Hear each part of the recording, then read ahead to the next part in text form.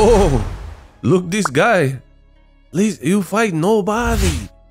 Hey, one Anthony Dorrell. I was born ready. Payday.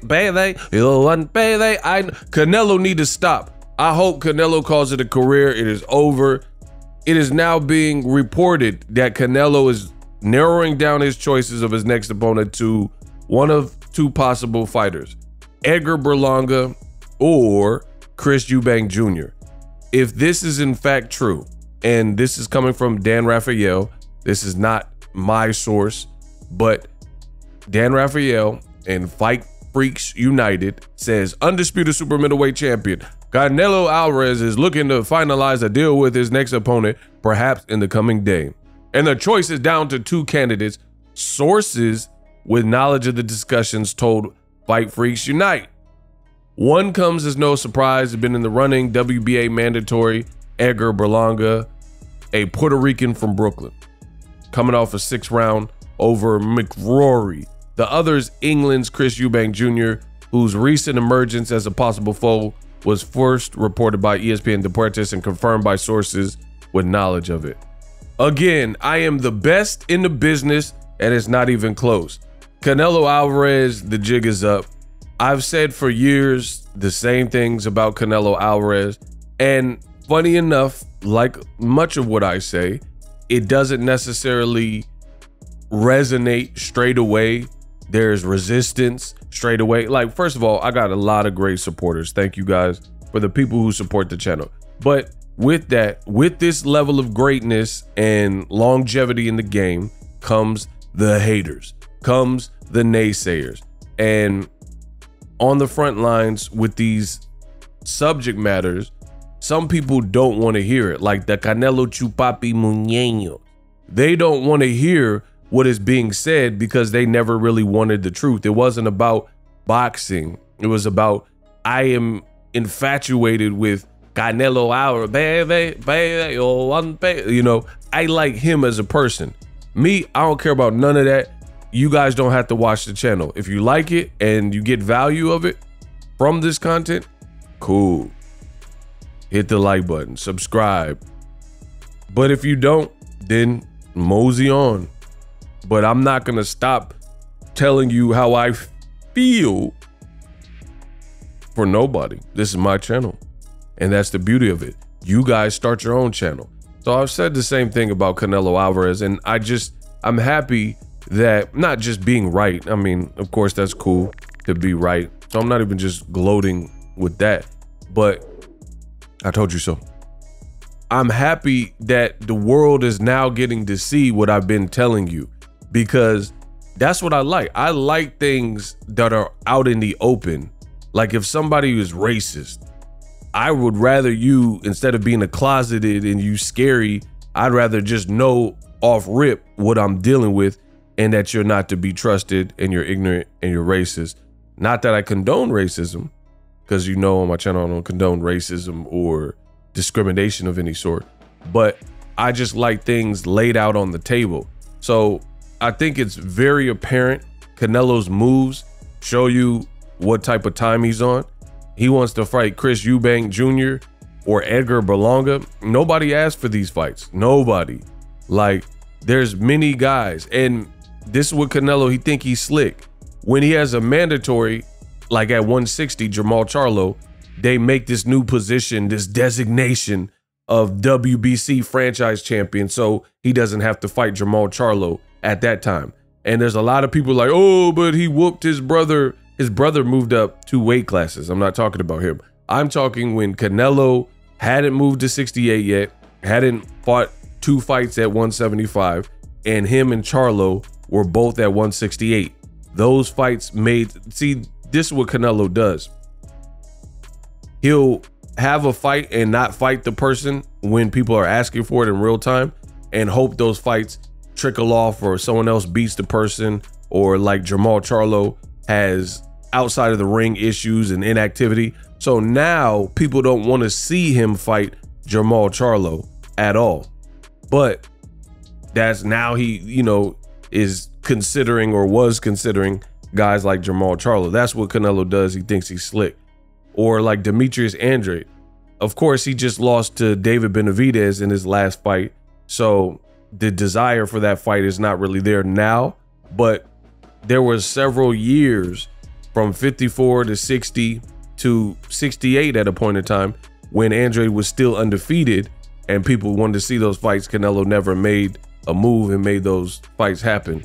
So this is the same thing here. You have a mandatory in Edgar Berlanga, who just fought back-to-back like Irish fighters that no one really knows. Top Rank didn't see the value in keeping him, and he signs with Eddie Hearn. And instead of fighting more dangerous mandatories that would also be bigger and better fights, in my opinion, David Morrell Jr., or more importantly, David Benavidez, which would be the biggest fight, he wants to fight Edgar Berlanga. I mean, you can't script this stuff. You can't make this stuff up. And as far as Chris Eubank Jr., I mean, he lost to Liam. Then he avenged the loss. That's cool, but he hasn't really been the most active guy. And he's fought at 60 and 68. We've seen him lose to guys in the World Boxing Super Series like George Groves. So, like, I feel people already know kind of his strengths and limitations as well. So that's another fight that I haven't really seen people clamoring for. So I really think Canelo doing this, he's looking to, it's almost like when he started. When you first start and you're like coming up in the Mexico circuit, you're fighting a lot of club fighters, journeymen. I mean, even guys like Devin Haney, who he was too young to get licensed in America, so they had him fighting in Mexico. But that's just a way to pad your record, to give you guys, or give the fighter the experience. And Canelo started his career in Mexico at like 15, and now he's kind of doing the same thing, where like a lot of his recent fights aren't superior to the best names on his resume. Therefore, they're just a lot of like circumstantial fights that people don't really want. It doesn't really show us anything new about Canelo. It doesn't show that he's the face of boxing still. It doesn't really give us that dynamic. Like beating Jermell Charlo, who moved up 2 weight classes, that doesn't prove you're the best at 168 when you got names like Benavidez and David Morrell and William Skoll and, you know, just different people. More so the Davids with PBC. It doesn't show that. You keep getting called out by Benavidez and you keep ignoring it and picking around him.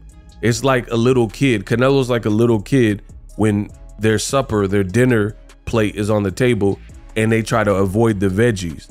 Like they don't want to eat the vegetables, but they want to eat the rice. They want to eat the mashed potatoes or the baked potato. They want to eat the sides and they want to eat the protein. They want to eat the steak. So you'll eat the loaded mashed potatoes, you'll eat the steak, but then you don't want to eat the broccoli. You don't want to eat the asparagus. That's literally what Canelo is doing figuratively in boxing, is the veggies, which he doesn't want to eat, is David Morrell is the broccoli and David Benavidez is the asparagus, and he's trying to pick and choose. You want to go straight to the dessert and fight Edgar Berlanga, and you haven't even cleared out your division with the guys that are further along in their career that hold and show a bit more promise. There's an old saying, it's called, if you want to be successful, it's called eat the frog. Canelo refuses to eat the frog at this point of his career. And what that means is, like at the beginning of your day, the hardest task that you have, like on your to-do list, do that first. Canelo refuses to do that. He don't want to eat the frog because that frog is David Benavidez. That frog is David Morrell. So I hope this is not true.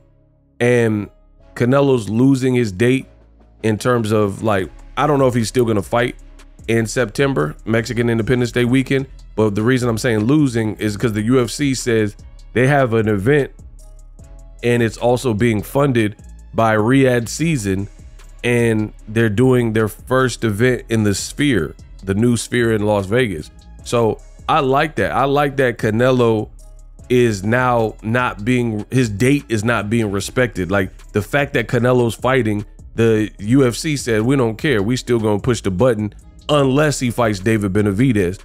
And you'll see, there's only so long you could do this before you lose the crowd. Like, it's like a rap artist, hip hop artist, and they not putting out the music that people are jamming to and resonating? How many albums do you think you could turn in that are experimental albums, not the reason why people actually like you? And if you keep putting out garbage, then guess what? They're just gonna find someone who ticks that checkbox and satisfies their needs as a listener. You can't just keep providing bad music. Like you like sounding like Ice JJ Fish. It's something about the girl. I want you. I want you. It's the rise of the mall.